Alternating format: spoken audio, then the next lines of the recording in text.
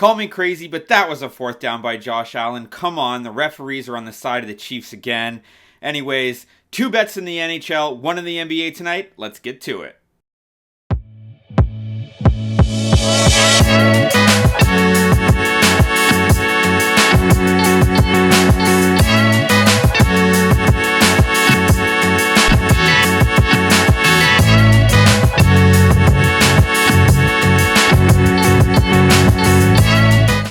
What's up, everybody? Welcome to a Monday edition of The Squeeze. I am Tyler Conium. First and foremost, apologies for no video or live on Friday. It's just the way things go when you have jobs and kids, and we just had some projects that we were working on. So no video or stream on Friday, but as always, you can follow all my picks and props on the BettingPros app, Tyler Conium bettingpros.com/u/Tyler Conium for all of my picks. We had some football picks yesterday. It was a winning day yesterday, even though the Buffalo Bills Super Bowl 2-unit ticket went down in defeat. Did hedge off that with the Kansas City Chiefs bet. But what do you think about this Chiefs-Bills game? I'm a Bills fan, so maybe I'm biased, but Josh Allen, he got the first down on that 4th and 1, and Dawson Knox, to be honest, got the first down in the play before that. So I'm not usually a blame the refs type of guy. I think it's a bit of a cop-out. And you can also look at the play calling by McDermott, which, the Bills get the ball back at the end of the game, and on first down, they're running Ty Johnson instead of James Cook, who had an unbelievable game.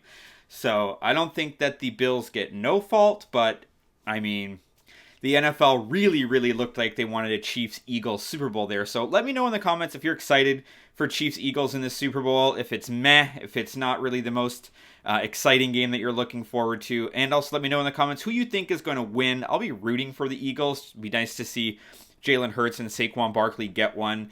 I was rooting for the Chiefs last year with the storyline and the narrative. This year it's just, I don't know. They're both kind of heel opponents, I think. I don't love the Eagles. I like Saquon Barkley and what he's done in that narrative. But on the Chiefs side, it's really hard to get behind it because they just make it look a little bit too easy, and they have some help as well. So let me know what you're doing for that. What is this pink thing? Interesting that showed up on the green screen. It's my daughter's towel. Moving on to today, we're going to the NHL, we're going to the NBA, and we're going to start with a road upset that I like. Sorry, a home upset that I like. It is the Detroit Red Wings, who are plus 122 on the money line to beat the LA Kings. Bit peculiar. Now, in the head-to-head matchup over the last 10, yes, the LA Kings have won 7 of the last 10, but Detroit has won 2 of the last 3. And then when you look at overall, the Red Wings are playing very, very good hockey right now. They're 6-3-1 over their last 10 games. And obviously they've just fired their, or maybe not obviously, but they did fire their coach recently. They're 7-2-0 at home since McClellan replaced Derek Lalonde as the coach. So now the Red Wings are at home to the LA Kings. They've won their last 2 games. They had a season high 45 shots and a 4-2 win over the Montreal Canadiens on Thursday, where they also won 2-0 against the Tampa Bay Lightning.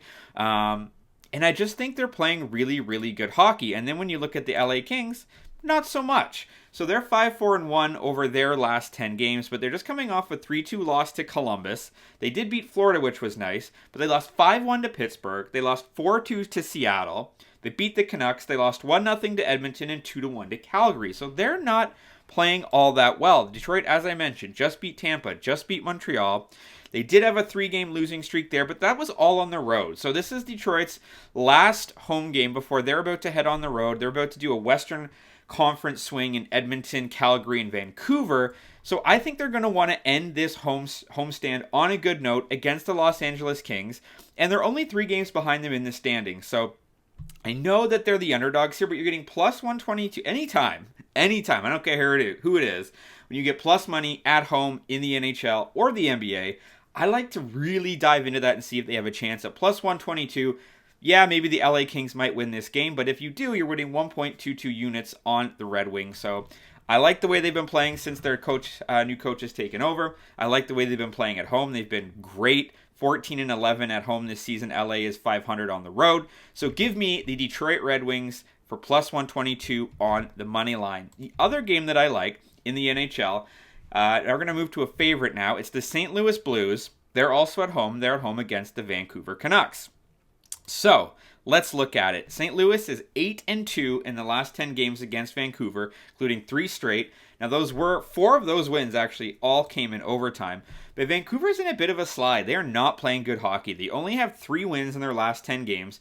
And their most recent game was a 2-1 win against Washington. So that's a big win because Washington had won 7 straight games before that defeat at the hands of the Canucks. Can they do it again? I'm not entirely sure. Then meanwhile, you've got the St. Louis Blues. They've lost 2 straight, but against 2 good hockey teams in Dallas and in Vegas, they lost 2-0 and 4-2.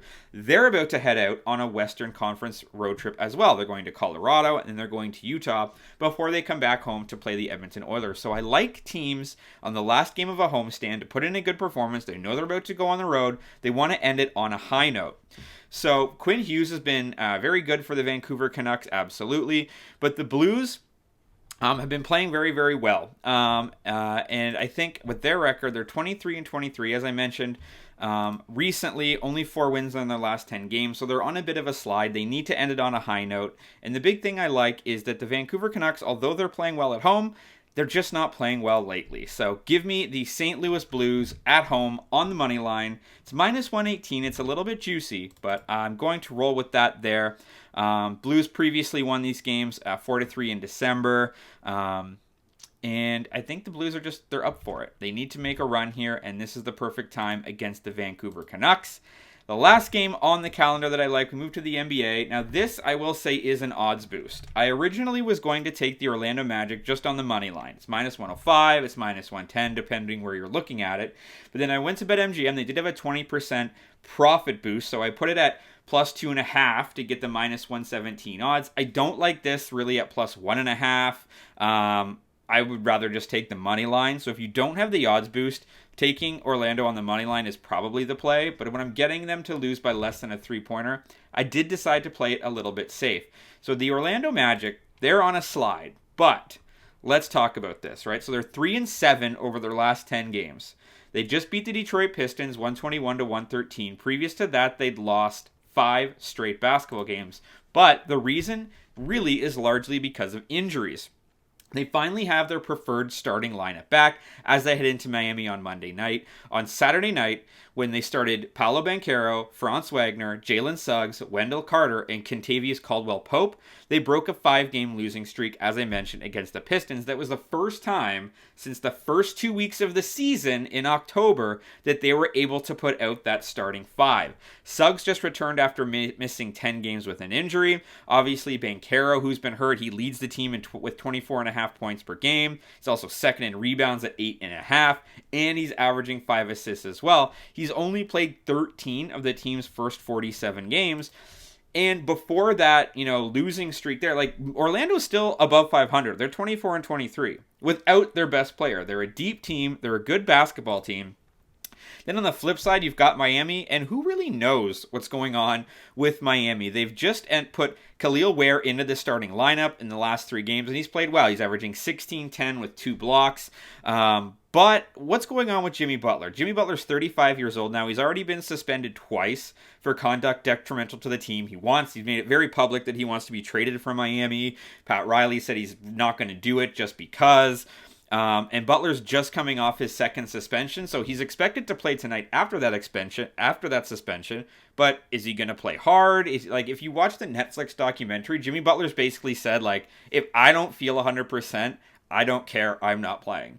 It's the new breed mentality in the NBA, where it's not about playing through injuries, playing through everything, playing as hard as you can. He said, look, if I'm not up for it, I just don't really care all that much. So is that what's going to happen tonight? Is he going to play hard? Is he going to give a full effort? Does he get traded before the game even starts? I don't know. So obviously, Miami's still a fairly decent basketball team. They're at 22-22. But they haven't been great at home. They're 500 at home, and I just don't trust Jimmy Butler in this situation at all. And I really like Orlando Magic when they're a fully healthy basketball team. So if you can get this at plus 2.5 with an odds boost, go ahead and do that. But I would have taken Orlando Magic money line before the boost. So I like that play as well. So those are my favorite 3 picks for today. Give me the Detroit Red Wings on the money line. Give me the St. Louis Blues on the money line. And give me the Orlando Magic plus 2.5. Or you can take it on the money line as well. And again, you can follow all my picks on the BettingPros app or on the website, bettingpros.com/u/Tyler Conium. Link is in the description as well. Follow me across all my socials to continue the conversation. You can get your audio versions of this on Spotify and on Apple. Have a great Monday. Let's talk sports.